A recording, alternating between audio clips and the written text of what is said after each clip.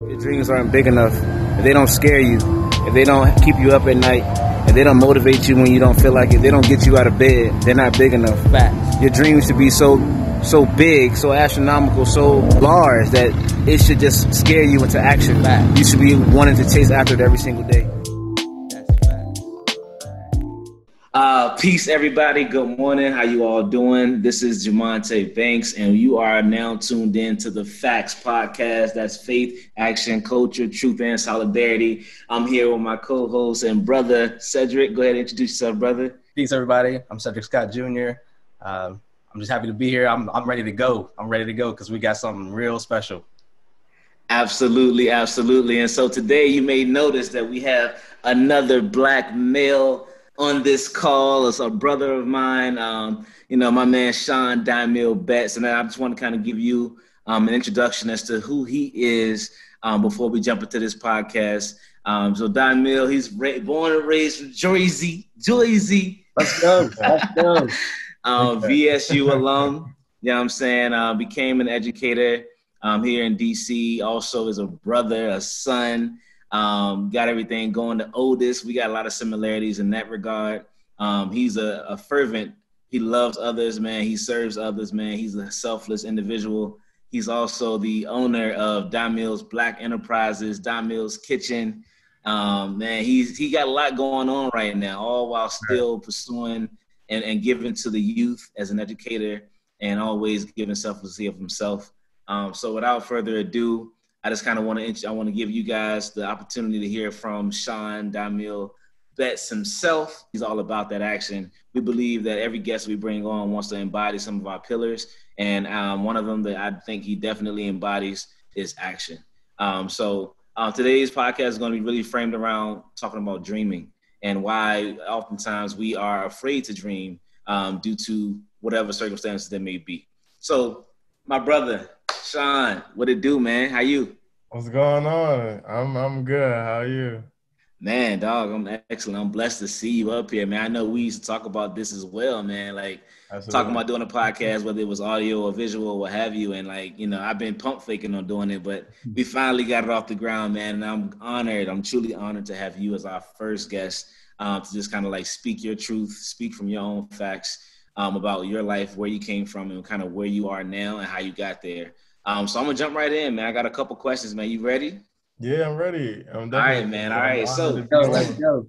Let's do it. You know what I'm saying? We here. Oh, and before, I got to, so I'm rocking my brother's. Yeah, I got mine too. You know what I'm saying?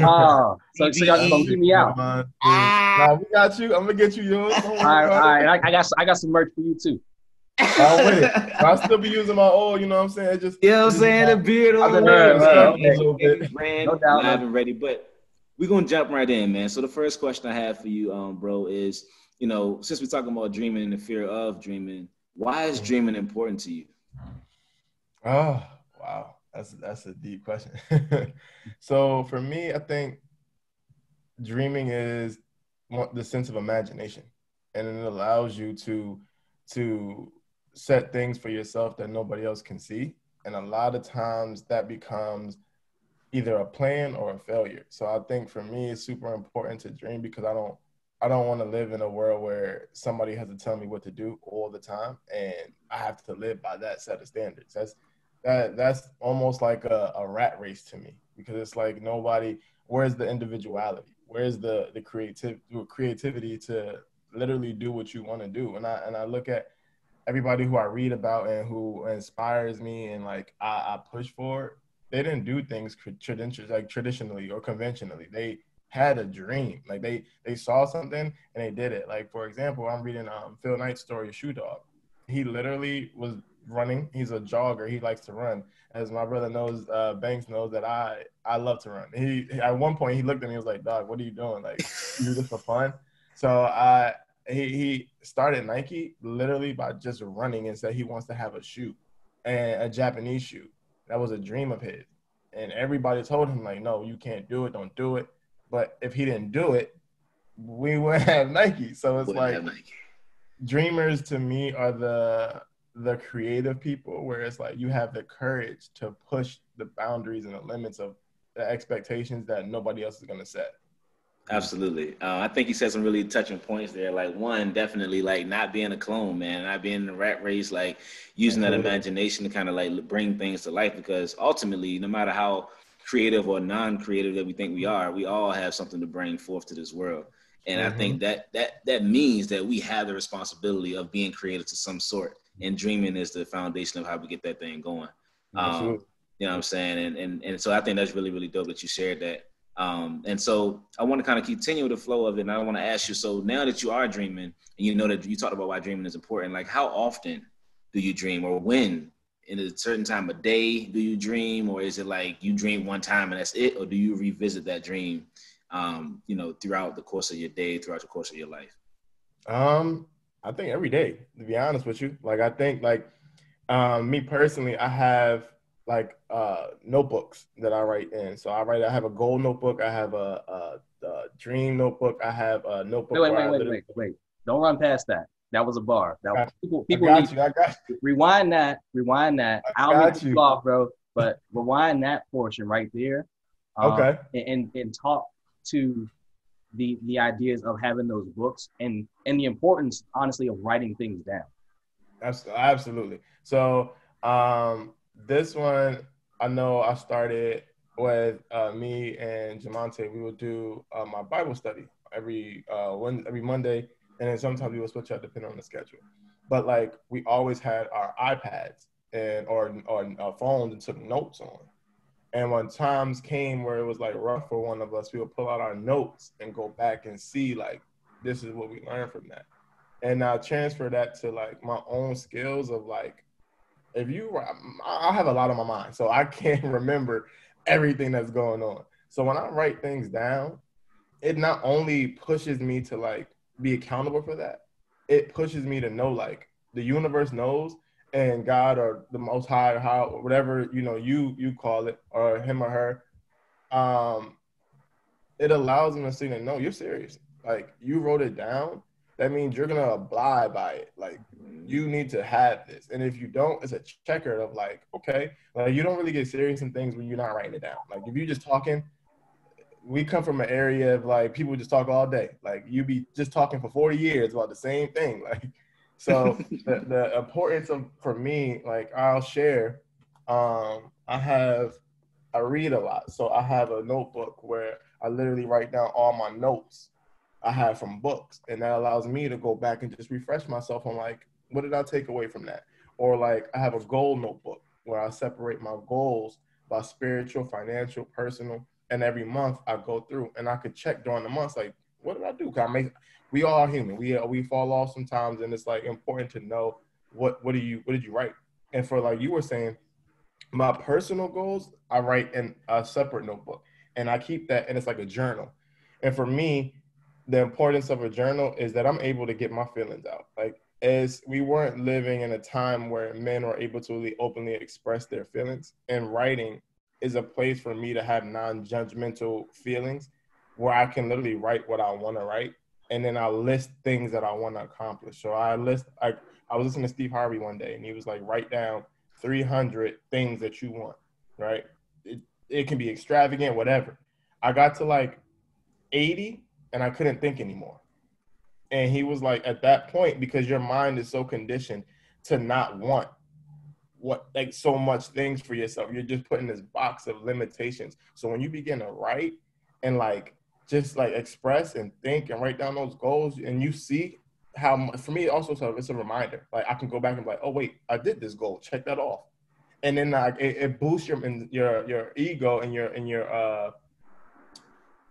your mentality to know that like, oh, I'm not that far. Like I actually checked off a lot of things, so let me go write some more. And they keep pushing you to like, no, like if you got a plan, like no, you wrote it, abide by it, check in with it. And it also allows people who are you close to about your circle, that's a whole nother conversation, the power of your circle, to hold you accountable to that thing you wrote. It's like, prime example, Jamonte used to tell me all the time, like, no, like I told him one time I was gonna run 100 miles. I wrote it down. I texted him, and I was like, well, I got to like 50. And I was like, bro, like my feet hurt. I'm bleeding. He gave me some Neosporin and was like, all right, I'll get back to it. Going. Yeah. But it's the power of having that those things written down and that checkpoint of like pouring into you, because you can't, if you don't pour into yourself and write your stuff down, you can't expect nobody else to do it for you. Facts. That's facts. You dropped bar after bar after bar. I thought Cassidy was on the call for a second. It was ridiculous. I'm out to rewind all that. You know what I'm saying? Like, I mean, I had took away so many things from that, man. Like accountability, manifestation. You became self-aware, you became a scholar, dog. Like you became a scholar of life, a scholar of your life, of your dream. And I think, we talk about going to school and going to college and doing this, doing that, but we often don't transfer those things to our own personal lives, right? Mm-hmm. We do all these things to produce things for other people, but we don't take a second to think about how we can do our own personal development and take that thing, that ownership of it so seriously as you have, man. Like, like even measuring yourself against like what I have done. Have I measured up to what I said I was going to do? Did I follow through with it? Did I not follow through with it? How can I improve? Oh, I hit it. Now it feels good. So you start also getting that conditioning, like you said, to like get used to wanting to check off things. And so now you being more productive. You can check on yourself and you can do all those things. So man, like I commend you, dog. Like I said, I know all of our conversations, we've talked about a whole lot of things, but the reason why I keep going back to this pillar of action is because I see you being about it, dog. Like you are the epitome of it right now. And you're actually showing everybody like what it takes to do it. Said, I know you kind of like wanted him to rewind that. Did you have anything you wanted to add to his own piece about jotting down his goals and things?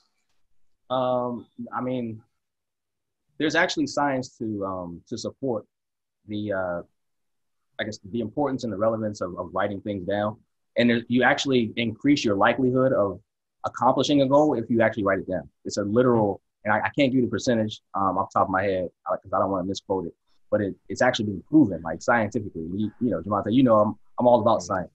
Yes. Absolutely. You know what I mean? So, to that point, that's powerful. But I also want to jump back to, what Brother Betts was saying initially with talking about, your first question about just the idea of that imagination, right? Because in many cases, Jamonte, I think you touched on a really solid point with your question about how often, the dreams occur, because in many cases, what I found in terms of, folks that create, and Dymil, you mentioned this with, the creator of Nike, where it's that idea of, being a kid at heart still, right? And continuing the dream, because as we know, in schools, and we're educators, so in a way, I really feel guilty about this to a lot of a lot of capacity, but it's there's a lot of stifling of the imagination for young people, so if everybody's being placed into kind of this factory to become kind of a conformed version of what society expects, then the outliers are going to be the people that basically change the world, right? The creatives, those people who get kind of put into that box, like the artists and all those folks. So I mean, it's just a blessing to have people like that in my circle, and as it's expanding. But yeah, I mean, I definitely wanted to just talk about that, and to anybody that has kids, man, like let them be great. Like, yeah, man. Give them the opportunity to kind of just go forth, and do. And I think that especially in our community, that needs to happen more, because we have a lot of brilliance, and I think it just gets kind of shut down in a lot of ways because it doesn't fit into the mold of what society expects. So definitely solid points that you're touching on. Absolutely. There's two things I want to touch on real quick. Go ahead. Y'all both dropped gems too. So like the first thing was, well, I'm gonna touch on Ced's first because I can remember that quicker. The part about limitation and killing a dream is very real. It's like being in the education system. That's one of the hardest things for me to do. Where it's like I'm very cultured. I'm coming in, I'm saying very unconventional things, but that's just me. I don't feel right coming into, like, we work in DC schools. So like I don't feel right telling the kid, like, you can't say your DC slang in school. Like, that's how you talk. Like, I'm not gonna, I'm a visitor to you. So I need to blend into your world. I need to understand, like, all right, this is how you do it. Let me figure that out. Or as a kid, I don't like the fact that, like, we teach children your level by books. Like, your level is this. Like, no, because I was teaching them, like, I can't go to the library and find a level L book or a Z book. It's no, what do you like? And let me figure out there. Or, like, you need to be a doctor, you need to be a lawyer. No, you need to do whatever you like to do, and let me help you. Because a lot of times we find ourselves putting our own. And me and Jamonte, like, have so many conversations on this. And if you guys do an episode on this, please let me be a part of, like, just our own trauma and our family trauma. And a lot of times as kids and as adults, we don't battle our family trauma and our childhood trauma until we're with somebody or until it's faced we're as a parent. And by then it's so packed in that it's too late, because you start taking out everything that you went through as a child on the wrong people. And it becomes this thing as a parent where it's like, oh, I did this, so I got to raise them this way. Or, like, I did this as a kid, so as a teacher or as an adult, I'm going to treat kids this way. And it's like, whoa. That's not, just because you grew up saying this wasn't right. And then now you're doing the same thing. So it's like that mold of, like, killing kids before they even become adults. Like, we treat, like, adults ain't nothing but older kids. This the name of it, is the name changes. Like, I'm still a big kid at heart. Jamonte tell you, I love SpongeBob, I love Bugs Bunny, I love running around the street, I love Six Flags, I love going to amusement parks. When we go with the kids, I'm saying I'm the biggest one. I'm like, who get on the ride with me? But that's because kids don't see adults being kids. Adults have this thing of, like, oh, I'm great, I'm this. No, you're not. You got a lot of problems. The only difference is kids aren't afraid to be, like, think about it. Yeah. Exactly. Like, when we're on the field for if you see 6-7-year-olds, their thing is to jump off any surface and possible. Like, they want to do everything possible, but they only stop when we say, don't do that. We're putting our fears onto kids. They have no fear. They do whatever they want. Yeah. And they don't when they fall and get hurt, they don't wake up and cry or get up and cry. They look around first. And then when they see you react, it's like, oh, wait a minute. I gotta cry now. But it's like, no. Yeah. You have that dream, and most people's dreams die because they look around and wait for other people to react. Yep. And, like, because you don't react happily to my dream, now I gotta wait. I'm about to say, dog, you gotta slow down, pump your brakes. I got a lot more questions. It's way too much, way too fast. Why I'm back to just that last portion when you were talking about the dream and the idea of looking around and then realizing that it's not okay. Like, just touch a little bit more on that. Absolutely. So, like, people will look at their dreams, right? They say, like, so for me, my dream was to make people smile and make people laugh and just go around the world and inspire. I love cooking and I love making people happy with my food. But people who start their businesses, oh, I'm not here right now, or I'm not where they are right now. Or people don't support you. So when you look around and you like, well, nobody's supporting me, nobody's doing this. And now you're like, well, now I got to do something else. My dream not working. So you kill your own dream before you even started. And I think a lot of times you want people to believe in your dream that you don't believe in. So it's like, how am I supposed to believe in, like, how do you want me to do something that's about you? This is your dream. This is your passion. But a lot of the times we take out that why and we make it our passion, our dream. You want everybody else to feel it. No, it starts with you. Like, you have to want that dream, and you got to be so dedicated to it that it don't matter. Like, I look around, I don't care. I want everybody to be successful. But that's not where I'm at. I'm enjoying the process of where I'm at. My dream is taking off, so I'm happy because that's where I'm at.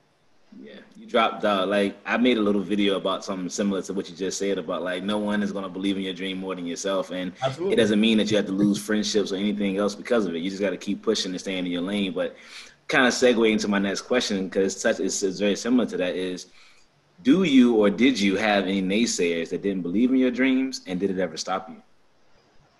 Woo! Yes. Yeah, I had a lot of people. I had a lot of people laugh at me. I had a lot of people tell me I wasn't gonna make it. I had a lot of people tell me, at one point when I first started, I was selling meals for $10, like full blown salmon meals, the heavy portions for $10. I increased it one time, and I never forget. I called Jamonte. I increased it to $2, so I increased it to $12. And people told me, $12 and $15, excuse me. People told me that it was too expensive for me to buy it. And I was like, what? You will go to a restaurant and pay a lot more, but then I realized that it's not the restaurant. It's not about none of that. It's the convenience. It's that people can have the nerve to talk to you.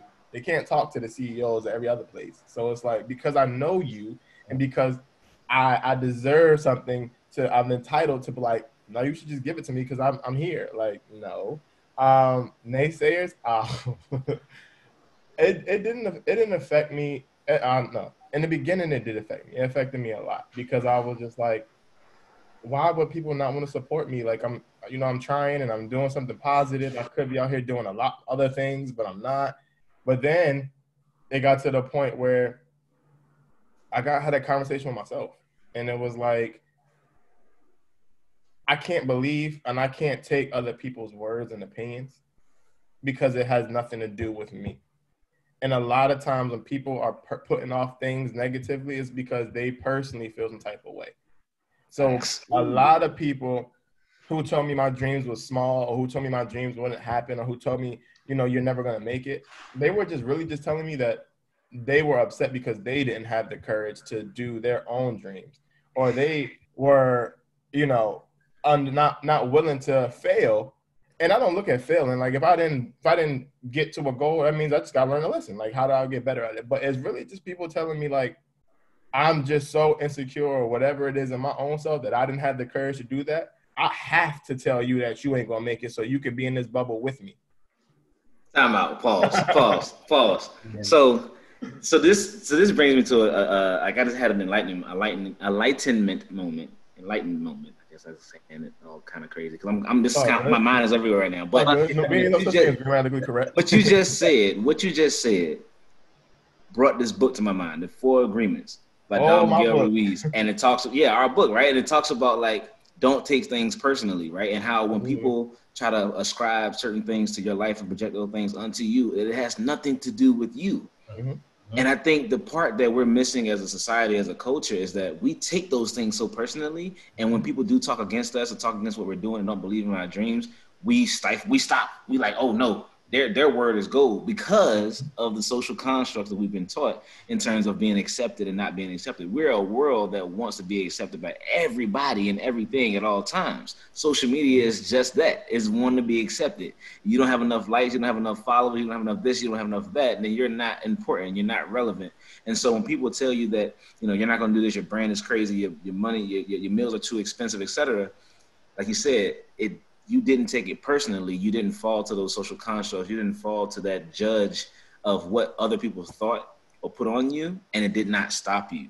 Right. And I think that's an important piece. And the reason why I bring it up again is because I love reading, because I feel like you learn a whole lot. But I also realize I love life because, honestly, these books that we read are just talking about things that once you become enlightened about stuff, it kind of makes sense. Like, I'm pretty sure that if someone didn't even read the 4 Agreements or something, that, but they heard what you said, like, they wouldn't even need to read the book because they heard it from you. You know what I'm saying? Like, it just don't take things personally. Don't get caught up in that stuff. So I love the fact that you really, really held on to that, and that you didn't allow those things to kind of keep you or stifle you from that. And so, another question that I have for you, and I think this one's one where we really get into the action piece of things. We've been in the action, but this is more so because this is daily practical right here. So, like, my next question is, how have you been able to balance being an educator and still pour into your dreams daily? Like, hold on. Let me get a notepad. Let me. You know what I'm saying? Yeah, because I don't want to share too much, but I've been seeing Dymils Kitchen all over the country, and I know you're still teaching. So I'm like, how you doing this, man? Talk to me. How you balance this out? Oh, that's a tough one. No, so it's extremely tough. I'm a planner, so I literally plan out every part of the day. And I know like what's due, what's my schedule like, when I stop teaching, when I'm going here and here. But or even like if I'm going somewhere, I scheduled around like make sure they have Wi-Fi. So I'm able to, still teach. But I think it's been rough, but it's also been a blessing. The hardest part for me has been picking and choosing, right? Like something has to give, and you can't necessarily give everything to one or the other. I think in this area, right, like how I've done it was like, all right, Monday through Tuesday, Monday, Tuesday, Thursday, Friday. I have to teach from 8:30 to about 2 o'clock. And I have certain assignments I need to get done throughout the day. But I know when those assignments are, and I know what I have to do. So I think it's like you literally have to just plan. The balance is you have to have a strong mind, because it takes a lot between meetings and parents and then, clients, customers, in your own mental health. Like you have to literally plan. So what I do is I took one of my brother Jamonte's tips, and then I read the book Waking Up, the 5 a.m. Club.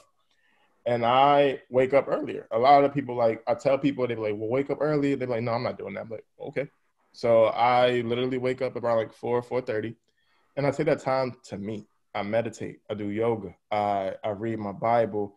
I'm in the process now of my own spiritual journey, so I read other spiritual works. So I read the Quran, I read the Torah, and a lot of people don't understand. I said, I know, I just like knowledge, and I want to be able to just know. You can't say, well, I don't like certain things, but why? Like, why? What do you know? And if you don't, then you might want to be quiet. But I balance myself because it's so important to have that me time where you can refresh. Because if you're always on go, you're gonna burn out. It's gonna burn out. And like now, you have to create boundaries. You have to create boundaries in the sense of like, if I'm teaching at this time, that's it. Like once I'm leaving, once my computer is closed, my computer is closed. I'll get to it when I get to it. Once I have my me time is my me time. Like there is no sacrificing that, because we do so much for other people that we forget that we are also a person. Like we need to be poured into, but you can't expect somebody to pour into you what you don't pour into yourself. And absolutely. So for me, I balance a lot. So I write out. I have a calendar. So I write down my meeting days, the times, the class period times, my catering times, things of that nature. But it's definitely extreme. You just have to create that schedule. All about that action, man. Sid, did you have something you want to add there? I wanted to, I guess, ask a question. I always try to offer the adverse perspective when me and Jamonte are talking, and and running these episodes. So for somebody like me, for example, right, being that creative person who has a lot of ideas, my mind is running and racing 1,000 miles a minute every day. So I find myself where, time might get away from me. So give the people one little practical piece to just start on being better about that. I would say one practical piece is be stingy with your time. And what I mean by be stingy with your time, it came from one of the books that Jamonte gave me as well, or recommended, The Monk Who Sold His Ferrari. Let's go. Which was recommended from him, from Sid. Let's go. So, it was in the book that Julian, one of the characters, the main character, came back and said, one of the most valuable things we have in this world that we usually don't value is time. And we have to make sure that we stay away from people who steal time. Mm-hmm. And that means that like your boss or your students or whatever, like you have to make sure that you manage your time and be serious with that. Like if I say I'm going to give you from 8 to 3, I will give you everything I got from 8 to 3. But at 3:01, I'm not available. I'm not available, because that's not fair to me, where it's like you're not appreciating my time. But hold on. Wait, what about the person that wants the promotion? What about the person that wants a good like they want the boss to be like, hey, like he gives all his time and effort. He gives 100%, 110%, and like he's afraid of losing his job because if he tells his boss no, it's going to be shed in the bad light. What do you do? What do you tell that person? It's funny because I was just thinking about that. I tell them just because you add more hours does not mean you're adding more work. Like you're not necessarily going above and beyond because you do more hours. That doesn't equate to the things. For me personally, I'd rather have quantity over quality. I mean, quality over quantity. So like if you're giving me quality work on 8 to 3 every time, everything is on point and on demand. I'm gonna be looking because I already know you're very time straight. That you know what you're doing and you know how to manage that time. As a boss, me personally, like if I'm looking at somebody and they want me to hire them, like, well, Mr. Like Betts, like I'm going above and beyond. I'm doing dishes here and there. I'm like, that's nice. I see that. But if I see somebody who's literally, if we having a job from 7 to 12, and I see them at 6:30, they're on time, they're prepared to work, and at 7 o'clock, then from 7 to 12 o'clock, they are on point. Every meal is ready, every plate is ready, every garnish is ready. I'm looking at that person because I see that you are literally so dedicated that you're not wasting my time. The extra time, I look at it as a choice. Like you choose to do that, and that's nice. But what I'm looking at is just the person who's like dedicated on that time. Okay. And so I have a question that I want to add to that to kind of push, doing that devil's advocate piece, and take a time Absolutely. for the culture, right? And right now we're in the middle of a pandemic, right? We're in the middle of a pandemic where a lot of people have lost loved ones. The holiday season is upon us, and we're even questioning how and if and when, and if we got to get a test before going to see family and all those things. And so my question to you is, well, before I ask the question, it's like, if this pandemic wasn't going on, would you be able to balance it as easily as you have a road trip and make these pop-up kitchens happen and still teach during the time and all that? So like, what would it look like for you? Has this been a blessing for you? In the middle of a pandemic, which I know it's kind of hard to say, like a blessing in the middle of this pandemic, but would you say this opportunity or this time where so many people look at it as a detriment, a hindrance, people are unemployed, not be able to work, even feed their families or waiting, assistance from the government. Has this been a blessing for you, this pandemic? I want to first by saying my condolences to anybody who's had to battle or endure with this pandemic and the virus and things of that nature, and still going through regular health issues with cancer and just among other issues. So my condolences to anybody who's fighting or been in that or been affected by that anyway. To the original question, I would have had to make a decision, and I would have had to either leave teaching or stop doing what I'm doing heavily. So I think in that sense, it has been a blessing in the sense of giving me more perspective and being able to literally see to have that faith piece. And I literally ask myself a question every morning, which I shared before, was who do I trust more, me or God? And if I have to say me, then then that's a whole other conversation. So I say God in the sense of no matter what I do, I'm not gonna fail. Like I can't sit here and be like, well, you haven't failed me this long, so why would I continue? Why would I fail you going forward? So it's like going in this pandemic, it gave me a chance to really sit down and like think and process and be like, no, like you don't need all that stuff you thought that you needed. And you need to really focus. So it gave me that time. It gave a lot of people ample time to just really focus and reevaluate our lives, right? Like we didn't have time to just sit down and focus. Like the world was going on this fast pace of just right now, right now, right now, right now. And it's like, that's okay, but you have to like focus at one point. So for me, it has been a blessing. And that's just from my personal aspect because it gave me the time to really see what I wanted to do and how did I want to go about that and teach me the importance of planning, right? Like I always heard like if you plan to fail, you fail to plan, and I was like, nah, I'm a procrastinator. I could do. I work better under pressure. Like, yeah, that's not necessarily the case. You shouldn't be putting pressure on yourself in that manner because that's just really building stress, and stress is really going to start wearing down on your body.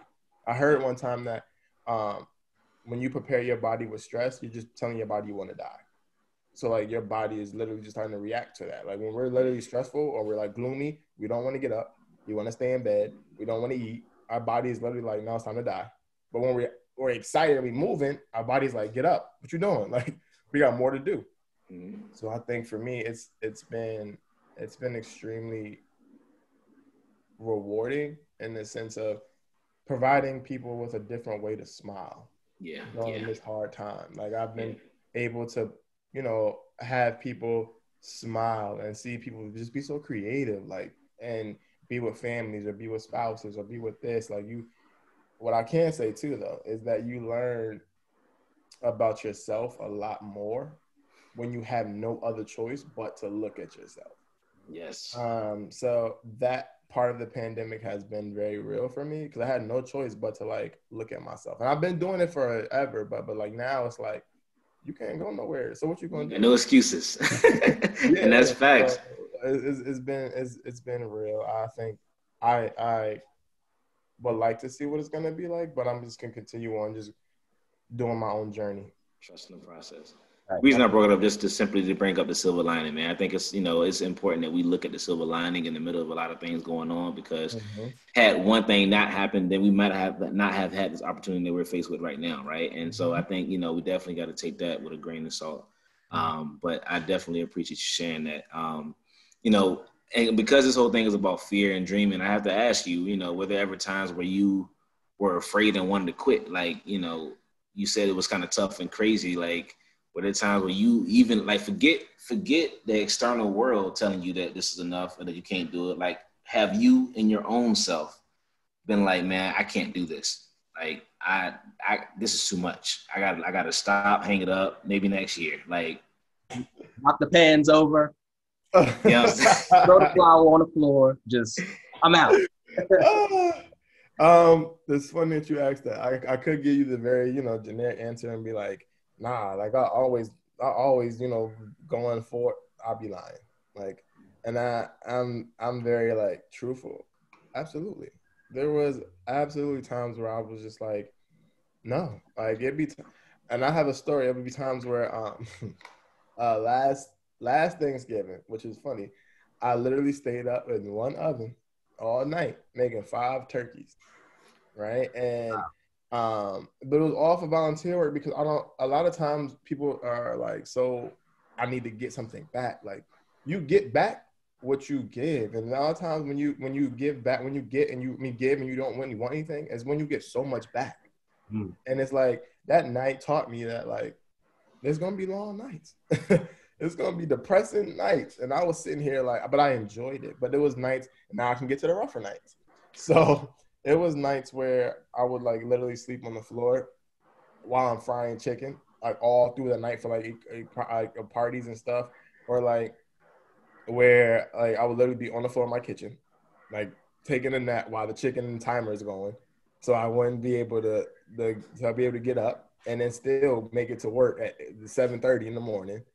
It was times where I didn't sell anything, like. For weeks straight, I didn't sell anything. I was losing money, like personal money, business money. Nobody buying anything. Nobody believing in me.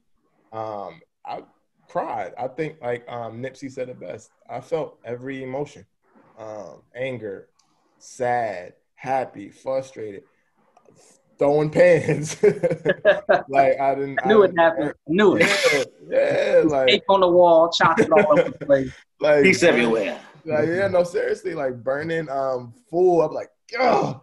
But I think in that same thing is where I learned that like fear is a mental process. Like nobody walks around and puts fear on me. I put it on myself. I realized I was like, well, what would come from me giving up?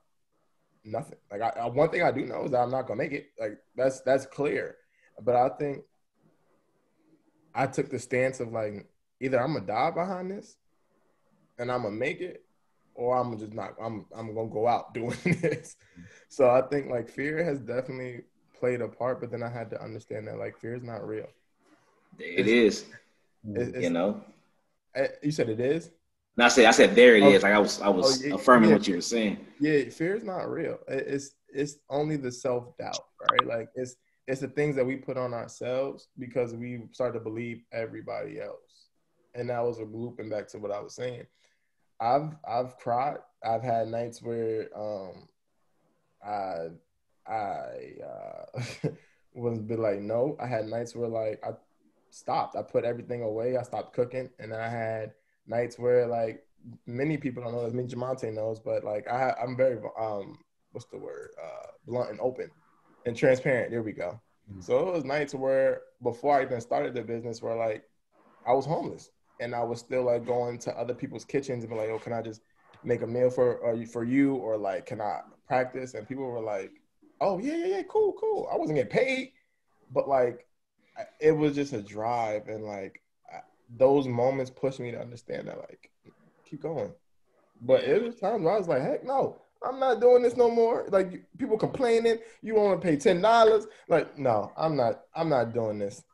And you know, I don't know. Do you mind if I, you know, we can keep it 100 up here, right? You don't mind if I, you know, because you know, a lot of the times, you know, we've learned to not take what other people say and like let it judge how we feel or whatever. But it does oftentimes feel good when people recognize and see your hard work and your dedication to your craft and to your dreams and stuff. And you know, like kind of going back to what you were saying, like about even being homeless or like, you know, getting fined at your venue for using the space and or having like you know, not having a key to your apartment because the door locked, or having to wash your clothes in the tub and all that. Like all these things I've seen him do. I've witnessed him go through the trenches. I witnessed him go through all these turmoils and these trials and these opportunities, I would call them, because, you know, he could have stopped.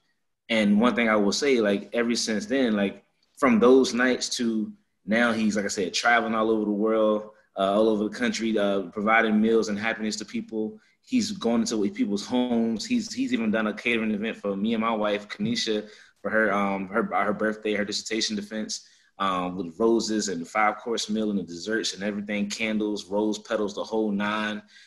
He's done catering businesses, catering events for our business, for Muscle and Flow and things of that nature. He's now doing live cooking sessions with the Deltas and everyone else, and he's giving to the community, doing like the turkey basket giveaways and everything. Like I've seen this dude grow and go through all these things, and I'm honored to have witnessed and looked alongside of his process and been there to watch him grow because of his courage. Right? I know we say fear isn't real, but courage is doing things in spite of fear, whether it's in our head or not, right? Like, and so I think you have been extremely courageous, and you're now reaping the benefits of continuously pushing through and not giving up and relenting when things were hard or difficult. Because some people would have quit when someone told them no, right? You didn't quit when someone told you no. You didn't quit when you had, you was homeless. You didn't quit when you had to do all these things, when you were cooking for free, when you couldn't cook and all those things, and you kept pushing, and now here you are. Dymils Kitchen. I'm looking forward to the actual brick and mortar one day and being able to go into your establishment and watching people enjoy your food on a mass scale. I'm looking forward to become a franchise and it go all across the world, and you got to let me fly with you so I can eat good. You know what I'm saying? And I'll be your number one test. You ain't got to pay me. Just pay me in food. You know what I'm saying? Like, because I've seen it, dog. Like the way you garnish it, the way you pay attention to your craft and how you plate your things and how you display your things, and content is everywhere. You really got the Grant Cardone 10X thing going for you right now. Like you're everywhere. So every platform, you're always posting, you're always promoting, you're always doing this. And I'm like, this dude is changing lives in more ways than one, through their stomachs and their hearts, and also through the lives of these young people, these young children, every single day, dog. Like, I commend you, brother. You're doing things that are really true signs of what manhood is, man. Like living in your true self and being free and giving of yourself selflessly. It's incredible to watch. It's an amazing thing to watch. And I just want to let you know, I want to love on you hard. I'm going to love out loud and tell you I love you for everything that you're doing. I love you for the opportunities you're providing for others, what you will be providing for others in terms of giving job opportunities and everything else, man. Like you're really doing incredible work, and you're making your imprint on this world, and your legacy is definitely going to be one that we're going to hear about for a very long time. So to bring us to like our final question, right? We talked about a whole lot today about dreaming, how you dream, how often you dream, what you do with naysayers, how to push through fear and continuously work it in spite of. So if you could just wrap it up and give people like 3 steps, 3 easy, how you say, like, get rich quick, like give me 3 fast, hard steps that from your own experience, from your own truth, from all the things we talked about today, what would you want to leave the listeners with when it comes to their dreams? 3 things. Got you. Well, one, can I just touch on real quick on the comment you made? Absolutely. Got you. So that's funny that, you say he was there with me for all that. But I think when I talk about the power of like your circle and your friendships, like it goes into that, because if it like between you and one of my friends, Jazz, during the time, we're like very few were like, no, like whatever you doing, I'm gonna support it. Like, here, do this job. Like when I had my first the turkeys, that was for an event that Jamonte was telling me about. He was like, no, like I got this for you, and let's go. So it was like the people who really believe in you will constantly be there for you, even at your darkest moments. It'll be like, we in this together. What you need. But I think for the listeners, what I would say in regards to your dreams, first, I would say create and write down what it is you want or what it is you want to do. Then I would say 2, realize that you have to get rid of 2 things, fear, and you got to get rid of doubt. If you fear something that's going to happen, then you already lost. And if you have any kind of doubt in yourself that it's not going to take off, then you already lost. So I would say write down a clear plan of your dream and what is it. Stand behind it as far as like it's going to work. And then 2, the last one is take the stance of like, you're going to die behind it. Like you're going to put everything that you got into it to make it work, because you believe in it so hard that you got to push through. So I would say write your dream out, eliminate that fear and doubt in yourself, and then just go hard with it. Like no matter what nobody says to you or what it is that you believe in it, and you're going to continue to believe in it. Bars, dog. Like that's but like legit. I know oftentimes when we say like make it 3 steps, it gets kind of vague, but that was very, very clear, very concise, very practical. You know what I'm saying? Like writing it down, get rid of the fear, and then just go hard in the paint, man. Like go balls to the walls with it, because it's your dream to bring to life. And I think people who are listening can definitely relate to those things. They can start playing with those things and really start getting some traction with it if they just apply those things. You know what I'm saying? I got it. You know what I'm saying? If nobody else got it, I'm gonna take that gym and I'm gonna run with it. You know I promise you, I'm real inspired right now. Just listening to the backstory. And of course, with all the traumas and all those pieces, but just thinking about what it takes. You know what I mean? To get to a certain point. And, even just thinking about my own development right now and, conversations that me and Jamonte have on a regular basis, even with, getting this podcast off the ground, it was just like forget what everybody say, just do it. Like, just go ahead. What do you have to lose at this point? Because you already are not doing, what you want to do. You already are not making it happen. So, you might as well go out on the limit and take a shot. And, I really appreciate you, sharing those pieces with us and dropping those gems, because, in many cases, we always go back to talking about the vulnerability aspect for us as men, especially as Black men in our community and our culture. And, to hear that, from somebody who is in that mode, in the fight right now, and has been through that and kind of weathered the storm, you definitely are going to, when this gets out and people hear it, they're definitely going to be able to take really practical, solid things and apply them immediately. And I think that's what people need, right? We don't need the big overarching umbrella speech. We need like, what can I do like right now, tomorrow, in order to just start, right? What's one thing I can put in place. So, I really appreciate you doing that. I know personally, I'm going to take a couple of things you said and I appreciate that. that. Real. I think one thing too, just to finish it off, is celebrate every milestone. Don't wait to big things to celebrate. Celebrate everything. Celebrate all the startup, the one customer, the everything, because it's one step closer to where you were not, where you want to go, and one step away from where you were. So, man, look, listen. I got nothing, man. I got nothing. But before we do go, I know you got a lot going on. You got some things coming up with the pipeline. I want you to definitely take some time to just, share with the world what you got going on with your business, any next upcoming events, ways they can support, give in, or anything. Like just share with them where they can find you, all that kind of stuff. Absolutely. So you guys can find me on Instagram, Dymils Kitchen, DymilsKitchen. Same handle on Twitter. Coming up, we still got, going into the new year, we have all of next year going to every city we possibly can. So if you want us to come, just let us know. You can also see us coming soon. We have a few launches about to come out, which is, we had Dymils Kitchen, and we're about to launch a new menu, a new executive menu with higher and rare, more meats and seafood and just that quality.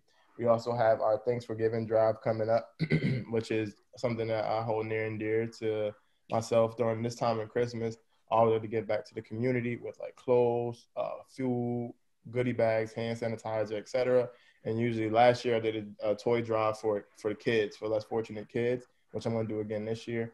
And then we have our clothing brand dropping next year, a part of Dymil Black Enterprises, so another branch of just the company. So then we're also going to just try to eventually work into that social reform and educational world, just to create change, man. And I mean, like, real change, not a speaking thing. I want to be in the community. So we're going to just start doing that and developing different areas of growth. So whenever you can, please reach out to me through either Instagram or Twitter. You can send us a message. All our contact information is on there as well.